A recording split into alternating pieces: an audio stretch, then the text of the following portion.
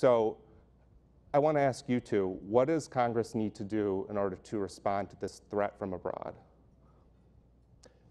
I think one of the things that our government needs to do, and it's not, you know, if the executive won't do it, the Congress should, is create a cyber doctrine, create a stance that we project to the world and say where some of our red lines are. Where do we, you know, where are we going to draw the line when a foreign actor interferes in our infrastructure, our critical infrastructure?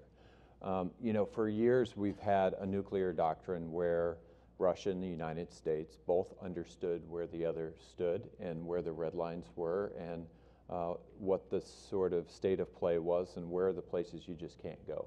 We don't have that in cyber right now, and it's really important if you're going to have deterrence to project some of those things.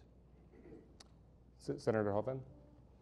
Well, you know, that certainly makes sense, but in addition, this is something we're all going to have to keep working on an ongoing basis because it's such a dynamic area, and it's harder to play defense than it is to play offense. And you've got not only Russia, China, Iran, other state actors, but you have non-state actors that are trying to hack into our grid system, everything from energy to our other governmental systems to private business systems. So it's not just government, it's got to be an enterprise with the private sector.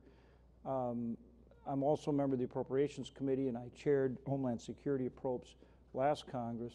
And, you know, so it's something we looked at and worked on all the time. Homeland Security has responsibility. They certainly should continue to have that responsibility to work across all of the cabinet agencies and throughout government, as well as interface with the private sector to, on an ongoing basis, make sure that this issue is front and center. Also, I'm on defense appropriations, and we work on it on the military side through the services too. So this has to be an all-of-government issue. We want good coordination. I think largely that comes through Homeland Security and the military. And we've got to make sure we continue to coordinate with the private sector. We do that on the Energy Committee as well.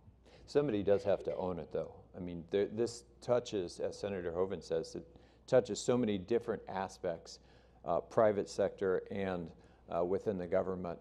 But you can't have whole of government just be, you know, it's somebody else's problem. Somebody within the administration does need to own it. And we need to do a better job culturally within the utility industries. I grew up, my dad was a lineman. I grew up in the middle of utility culture, and usually if something's working, you just don't mess with it because it's working.